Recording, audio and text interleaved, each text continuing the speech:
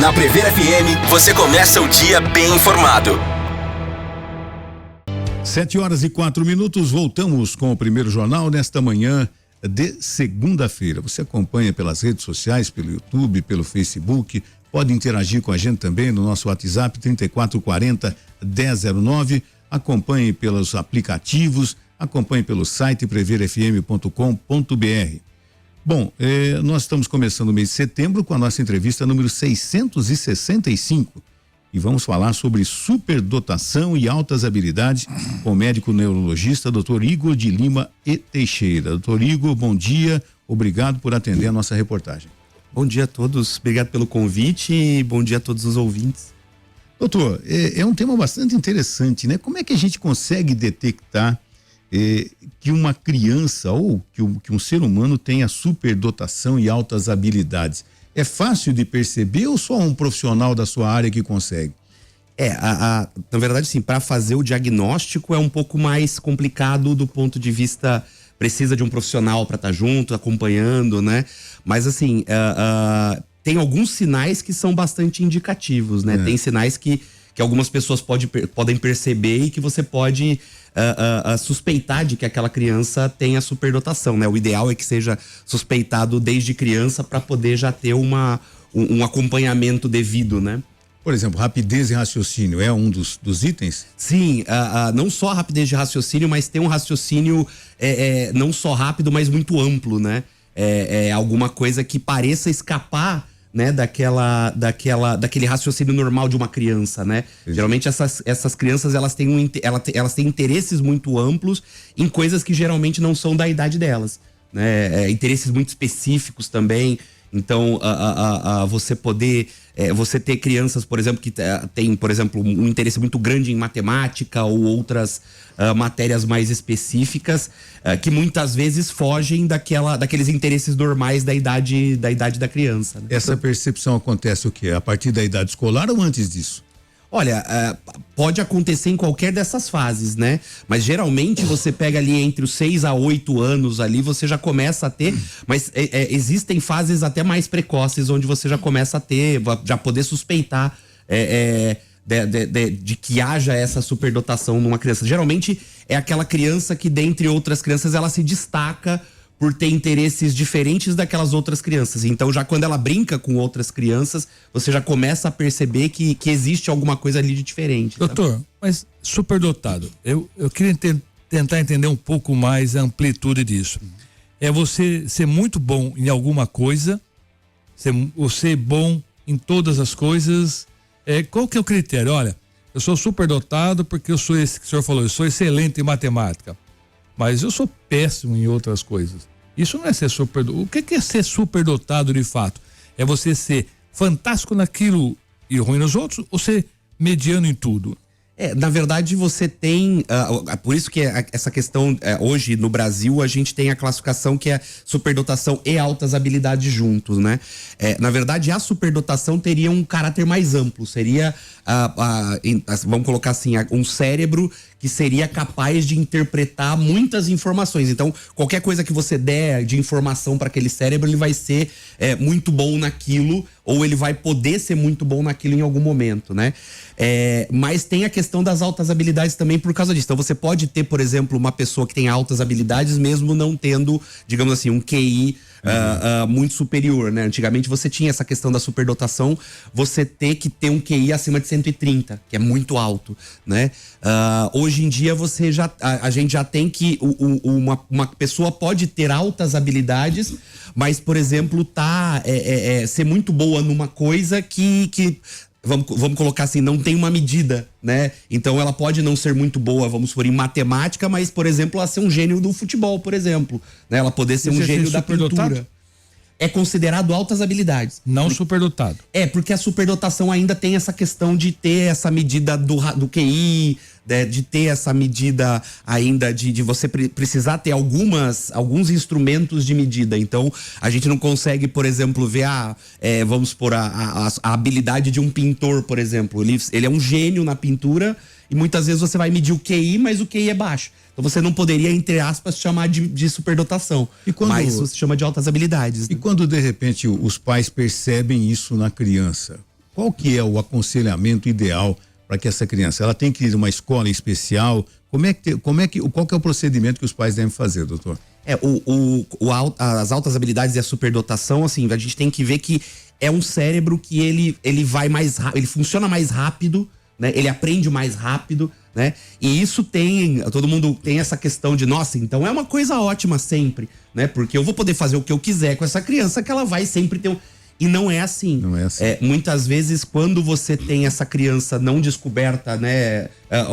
Ela vive num ambiente onde não é adaptado para ela, muitas vezes ela pode ter muita frustração, porque ela começa a perceber que ela faz as coisas mais rápido que as outras pessoas, mas ela tem que ficar aquele mesmo tempo naquela mesma atividade. Então ela começa a se entediar, né? E ela começa muitas vezes, e é muito comum, dela começar a se desinteressar. Então, é o contrário, é uma criança que começa a se desinteressar pela escola porque ela não vê um alto interesse naquilo que ela tá fazendo. De um modo geral, é aquela criança que fica mais isolada das outras, não? Não Pode ser, na verdade, porque também tem uma outra questão. Como ela também tem outros interesses, né? Ela vai ficar entediada com aquela... Ela fica entediada e não só isso. Ela, muitas vezes, ela brincando com outras crianças, ela não vai se interessar por aquelas brincadeiras de outras crianças.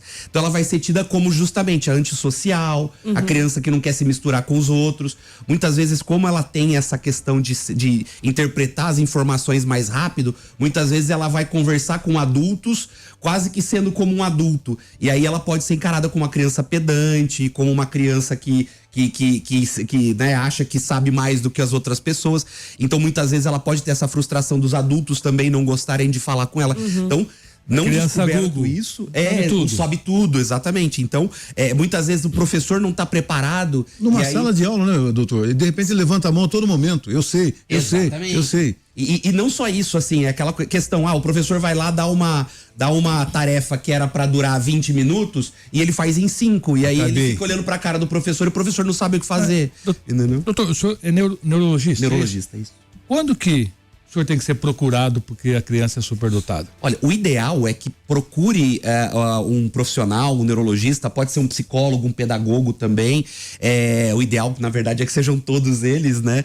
Para fazer realmente uma junta para trabalhar sobre isso. Mas assim, logo que há a suspeita, então vamos colocar 4, 5, 6 anos, você pegou alguns sinais, né, da superdotação, é ideal que um profissional já... Por quê? É doença? Não é doença. Não é doença, mas Por que eu tenho que procurar? Minha filha é superdotada. Que bom, ele é super inteligente, vai bem. Por que eu tenho que ir no médico? É justamente porque, como ela tem esse raciocínio mais rápido, o trabalho para ela aprender as coisas vai ser diferente. Então, justamente, você vai ter que ter um trabalho mais individualizado para ela. Então, aquilo que eu falei, se você deixar ela trabalhar como outras crianças, talvez ela fique entediada, talvez ela perca o interesse. Se você trabalhar diferente, você vai poder trabalhar com ela informações mais rápido, você vai poder colocar para essa criança mais coisas para ela aprender no mesmo tempo, digamos assim, e não só ela vai ficar mais interessada, como ela vai aprender melhor. Então, não é doença, mas é uma forma diferente de mostrar para ela aquele mesmo aprendizado. Essas altas habilidades, de repente, se elas não forem descobertas, é meio difícil não descobrir. Mas se a criança perceber, olha, eu sei primeiro que todos, eu terminei esse exercício primeiro que todos, eu concluí isso aqui primeiro que todos, e de repente ela não seja valorizada, vamos dizer assim, ela pode se frustrar e essas altas habilidades sumirem com o tempo? Sumir, na verdade, assim, é um cérebro que ela tem essa capacidade, né? A gente fala altas habilidades, mas prefiro até o termo altas capacidades. Altas capacidades. Né? Porque uma criança... primeiro porque não cria aquele estigma de a criança superdotada ou com altas habilidades já é pronta. Né? Então, você não precisa fazer nada que ela vai dar certo. E não, pelo contrário, você precisa até de um trabalho mais individualizado. Isso, né? Exatamente. Na verdade, o que ela tem são altas capacidades. Então, o cérebro dela é mais capaz de fazer mais coisas do que as crianças da mesma idade. Então, se essas capacidades não forem desenvolvidas, é muito assim, o cérebro dela vai continuar tendo essas altas capacidades durante a vida, mas ela vai começar a se frustrar tanto que ela vai perder o interesse pelas motivação, pessoas. é isso? Vai faltar motivação, ela não vai mais procurar aquele aprendizado, porque para ela vai criar um estigma de, nossa, quando eu procurei isso aqui eu me dei mal, então eu não vou mais por aqui, eu vou tentar outros caminhos. E claro, você vai, como eu falei, é um cérebro capaz, né, de fazer certo. Então ela vai, de repente, procurar um interesse que seja um pouco mais simples, digamos, né, na vida, para fazer, sim. E ela vai ser muito boa naquilo, muito provavelmente, se ela se dedicar, muito provavelmente. Mas ela poderia ter oportunidades muito maiores se ela fosse diagnosticada antes e desenvolvida essa capacidade. Mas isso antes. que eu quero tentar entender. Bom, eu tenho, sei lá, vamos dizer que eu tenho um filho, uma filha superdotada. Eu levo lá pro senhor. O senhor vai fazer com ela? Vai dar remédio? Vai conversar? Não. O que vai acontecer? Que tratamento que pode se dar a uma criança superdotada? Na verdade, a parte de, né, porque não é uma coisa, geralmente a gente coloca tratamentos e etc, geralmente quando é uma coisa que é deficitária, né? Então você tem alguma coisa que você precisa chegar num normal. E aí você faz uma medicação para tentar chegar nesse normal. No caso das altas capacidades, não. Ela não é normal, ela é super normal. Ela né? é super normal, seria. Mas na verdade, assim, a primeira coisa que é legal de quando a gente faz esse diagnóstico já desde a infância, a primeira coisa é a gente tirar o estigma.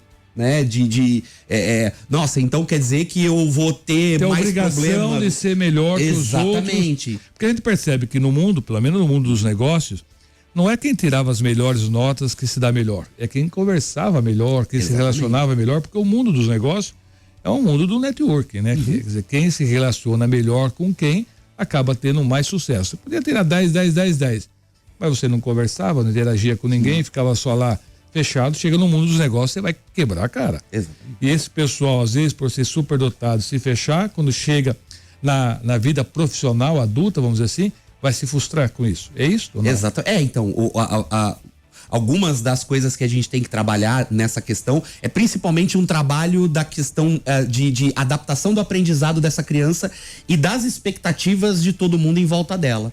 Né? Então, justamente essa questão. A gente vai dizer, olha, ela tem altas capacidades, ela tem altas habilidades, tem a superdotação, mas a gente tem que desenvolver as outras habilidades também junto. Né? Porque o que acontece muito é que a gente tem-se uma ideia do superdotado dessa questão. Não, então ele é bom justamente em tudo. Mas o aprendizado... Vai ter que ter sucesso na marra. Chega lá, ele não consegue, fala, mas peraí, eu sou super bom e não venço na vida. E as capacidades intelectuais e cognitivas dessa criança são mais precocemente desenvolvidas, são melhor desenvolvidas sim, mas a gente tem que lembrar que essa criança ela é socialmente e emocionalmente uma criança. É uma criança. Entendeu? Então, justamente essa questão que a gente trabalha. Olha, vamos trabalhar a parte cognitiva da criança, vamos trabalhar a parte intelectual da criança de uma forma mais acelerada? Vamos, mas ela vai continuar sendo uma criança. Mas o tratamento busca o quê? Acelerar mais ou desacelerar ela um pouco? As duas coisas, na verdade. Quando a gente trabalha principalmente essa questão de a gente trabalhar mais a resposta, não é um aprendizado pronto, né? Então a gente vai ter que trabalhar mais com a criança, assim, o quanto ela conseguir receber, a gente vai colocar em termos de aprendizado, vai acelerar de aprendizado.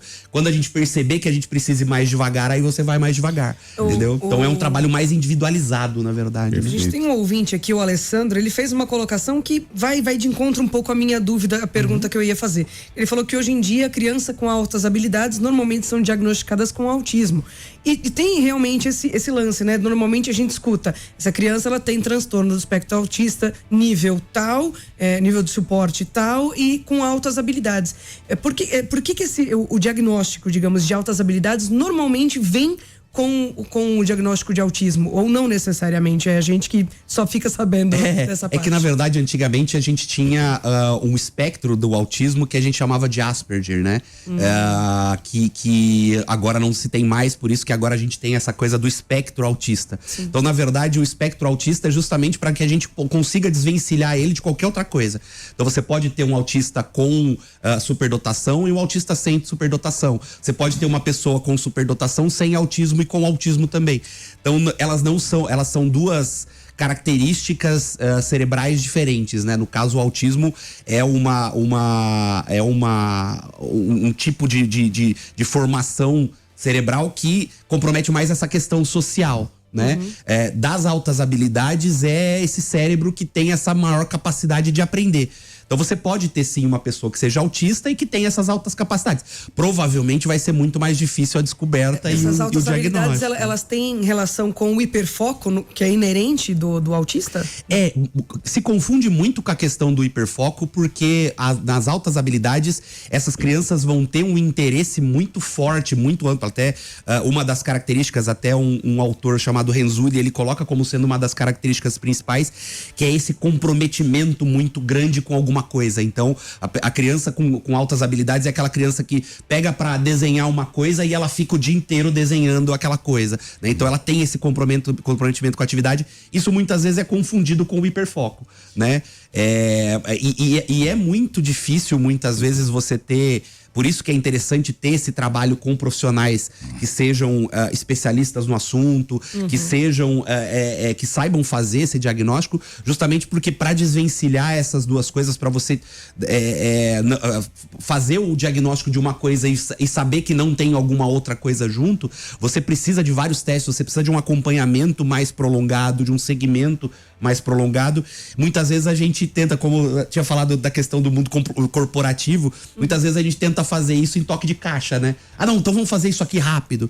E muitas vezes você precisa de um acompanhamento mais longo, mais longitudinal para ver o que aparece ali, né? Porque muitas vezes no começo com superdotação você pode não ver que tem um grau mais leve de autismo, ou muitas vezes por causa do autismo você não consegue muitas vezes ver essa superdotação num primeiro momento. Então são duas coisas que devem ser vistas juntas, mas muitas vezes elas vêm separados ou podem vir juntas também. Doutor, o senhor falava aqui fora do ar que em torno de 5% da população juvenil aí das crianças são superdotadas. Botucatu, eu fiz uma conta aqui, de 4 até 10 anos, nós temos 22 mil crianças. Então nós podemos considerar que Botucatu tem aí 1.200, 1.000 e poucas crianças que são superdotadas e que a maioria ainda não foi, não vou nem dizer diagnosticada, porque identificadas como superdotadas exatamente. De uma forma oficial. Exatamente. Estima-se que no Brasil 1,5% só desses 5% que são diagnosticados e que são seguidos adequadamente, né? Então vamos colocar, como a gente estava dizendo, para um superdotado que chegar numa adolescência, que chegar numa idade adulta, não tiver esse diagnóstico, não tiver seguido, né? A gente sabe que nossa questão educacional do Brasil é uma questão bastante aquém do que seria o ideal, né? Muito aquém do que seria o ideal. Então você imagina essa quantidade de crianças chegando numa idade adulta e achando que elas não são boas o suficiente, que elas não têm essa capacidade, uma capacidade normal, né? Se frustrando com essa questão de aprendizado. Mais ainda, e a gente vê muito o fruto disso quando a gente vê numa estatística no estudo feito que mais de 80% dos professores hoje no Brasil não se sente apto, né, a fazer a identificação da superdotação. Então a gente vê que o problema é justamente esse. Acima disso, mais ainda, a gente consegue ver, então não tem esse preparo adequado e fora isso. O problema é maior quando a gente pensa que a gente tem, vamos colocar, questões mais graves. Então, como que o professor vai reparar numa criança, das características de uma criança superdotada, quando ele tem uma classe com 40, 50 alunos, né? Quando ele tem uma classe com crianças que têm necessidades talvez mais complicadas do que aquela outra criança. E a escola, né, tenta dar um ensino de rebanho, né? Exatamente. Ela não gosta de tratar individualidades. Eu gosto do pensamento de Jung, que ele falava, a escola só deveria ensinar 3 coisas: falar corretamente, escrever corretamente e pensar corretamente.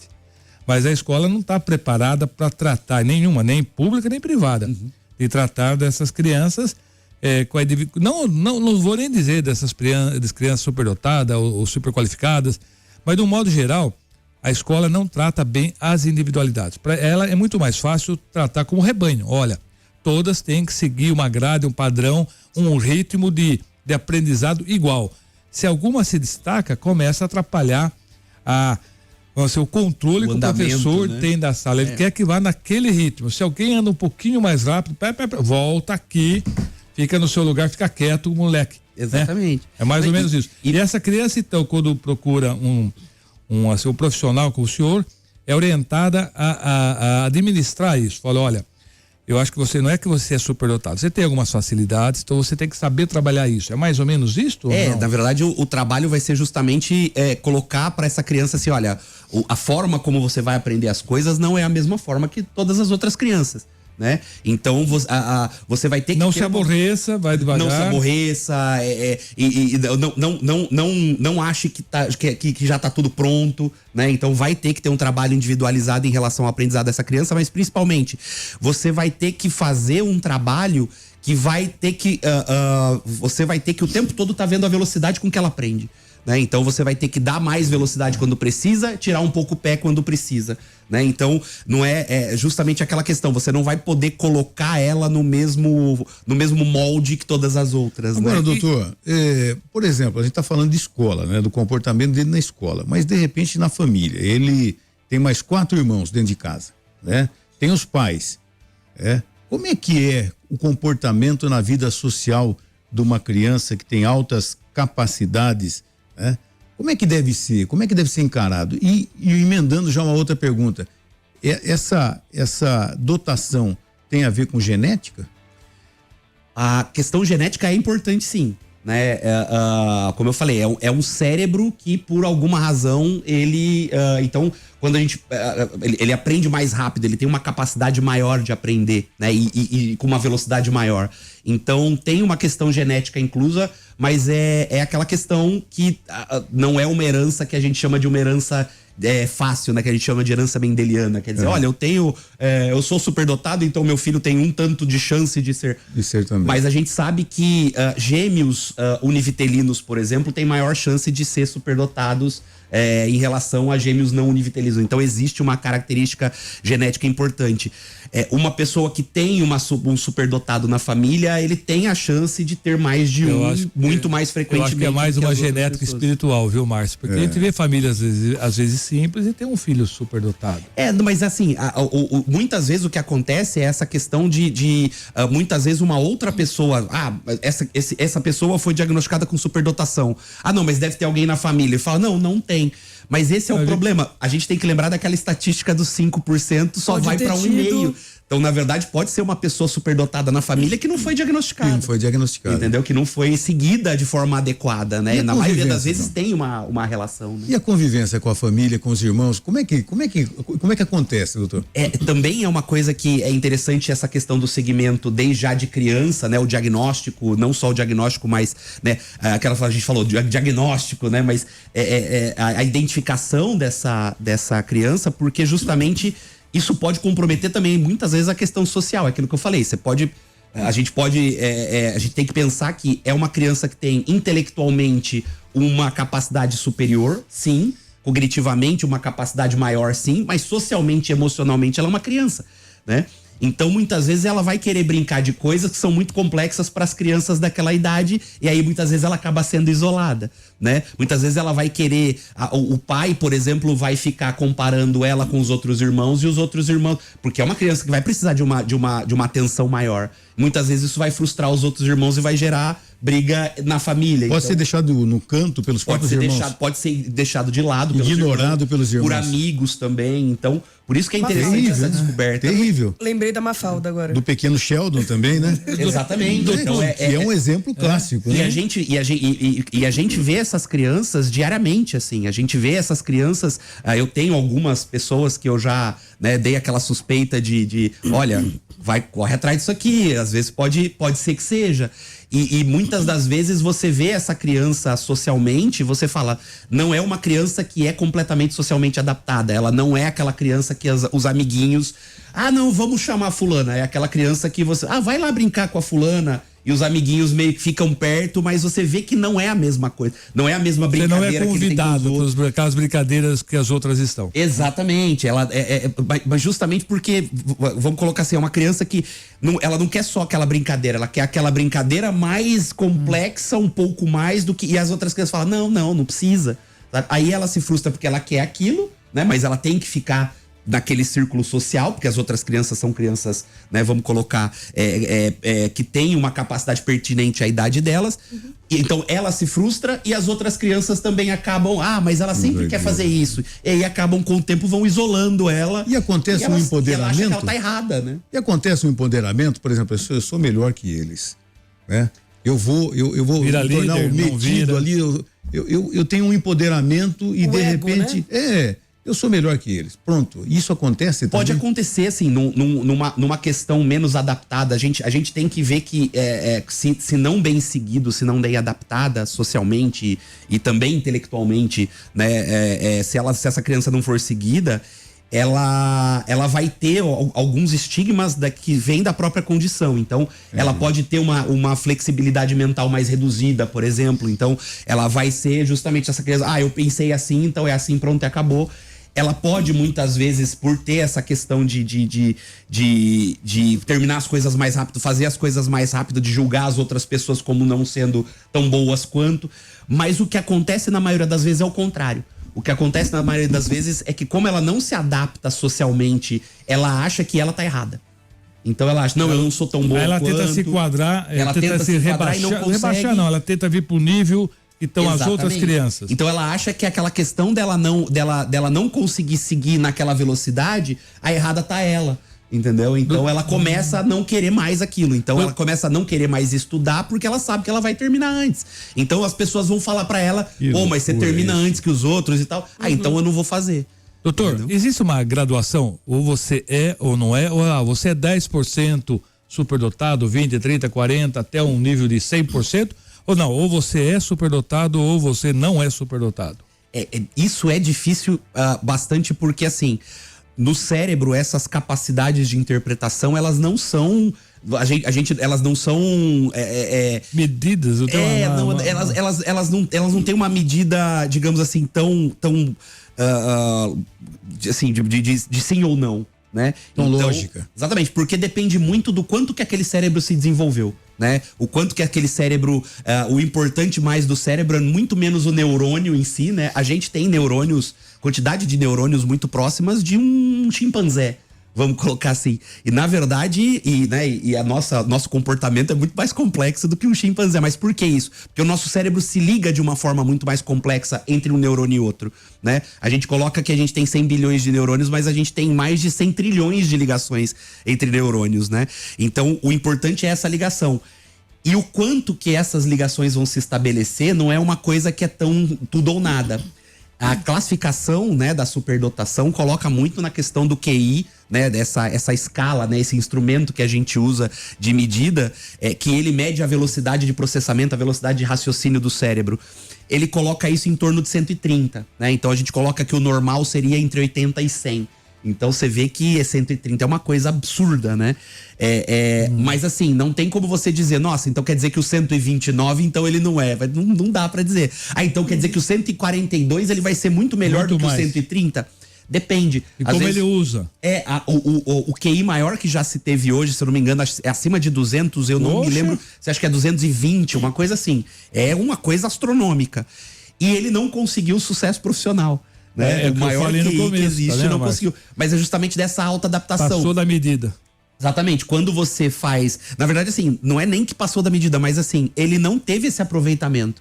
Então quer dizer que ele foi aquela coisa que a gente chama de um diamante bruto que não foi lapidado. Que não foi lapidado. Entendeu? Faltou descobrir que era um diamante bruto. Faltou colocarem pra ele, olha, você quer ir pra onde? Eu quero ir pra aqui. Então vai pra aqui, entendeu? Então vou te ajudar a moldar esse seu pensamento, moldar esse seu aprendizado pra que você consiga ter sucesso nisso aqui. Porque senão é um talento desperdiçado, né? Agora, doutor, já no finalzinho do nosso bate-papo aqui, as pessoas que acompanharam isso, de repente ele tem 3, 4 filhos e de repente percebe, olha, eu tenho um filho aqui que realmente ele se destaca. Tá fora da curva. Existe algum exercício para se pelo menos ter uma primeira resposta de que o meu filho é diferenciado, ele tem altas... Eu posso fazer lá em casa, tem que ir lá no doutor Só para antes de ir lá saber. Só fazer em casa, Eu de repente devo um teste procurar ali com meu ou não? filho. A gente sempre fala da questão da suspeita, é sempre interessante ter alguém que acompanhe junto depois. Então, se você vê que tem uma criança que ela aprende mais rápido, ela tem esse comprometimento muito grande, ela tem o que a gente chama de os 3 anéis de Renzulli, né? Que é uma criatividade muito grande. Então, aquela criança que é sempre muito criativa, ela tem soluções diferentes para os problemas que geralmente naquela idade aquelas crianças não conseguem. Ela tem um comprometimento muito grande com as atividades que ela faz. Então, o que eu falei, aquela criança que ela vai desenhar, ela desenha, sabe? Ela vai fazer uma coisa, ela realmente senta e faz aquilo de uma forma muito comprometida. E principalmente essa questão de ela tem atividades mais, parece que atividades mais adultas, ela tem uma capacidade maior de entender as coisas, de fazer as coisas do que as crianças da mesma idade. Sempre quando você tem esses 3 componentes, é interessante você ir para um profissional, para ele poder pelo menos dizer para você. Quando a gente pega essas crianças, quando a gente vê essas crianças, essa suspeita, ela tem que fazer uma série de testes, né? Uma série de acompanhamentos que aí sim vai dizer com certeza que ela tem essa superdotação e essas altas habilidades. E mais ainda, como a gente estava citando, que não tem alguma outra coisa que pode estar junto também, porque essas crianças também podem ter TDAH, essa criança pode ter autismo junto também, e que isso pode atrapalhar esse aprendizado e você ter que individualizar ainda mais esse aprendizado que porque ela para os tem, pais, todos os filhos são especiais. Se você for perguntar para cada pai, ele vai dizer, olha, meu filho é super inteligente, é super dotado. Ou super qualificado. Sim. Essa questão justamente de mas o meu filho é super inteligente. Sim, mas a superdotação é outra coisa, né? Então, ele é super inteligente? Sim, mas ele vai aprender como todas as outras crianças.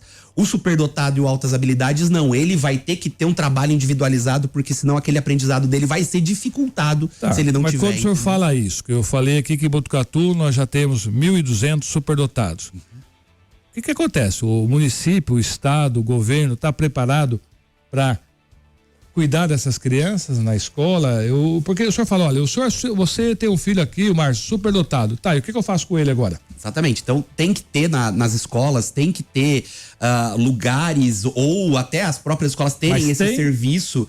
A maioria das vezes, infelizmente, não tem. Aquilo que a gente estava falando, a gente está muito aquém. Botucatu tem alguma escola que recebe essas crianças? Olha, eu não sei individualmente na questão de Botucatu se tem essa questão, mas assim, em termos nacionais, assim, a gente sabe que esses números estão muito aquém do que a gente poderia. E aquilo que eu falei, que deveria, na verdade, ter, né? Em termos de pedagogo, em termos de você ter um profissional individualizado para seguir essas crianças, deveria sim ter uma classe especial, deveria sim ter um acompanhamento especial para essas crianças. Mas daí volta naquele problema, o senhor disse, não tem nem professor para cuidar dessas crianças. Não tem nem professor, exatamente. E a gente coloca isso que assim, aquilo que eu falei, são diamantes brutos que a gente tá perdendo de lapidar e que podem, de repente, mais pra frente, né, ser um Miguel Nicoleles, vamos supor, né, ser um grande cientista, um grande profissional, um grande pintor também, um grande profissional atleta, na área, quem quiser.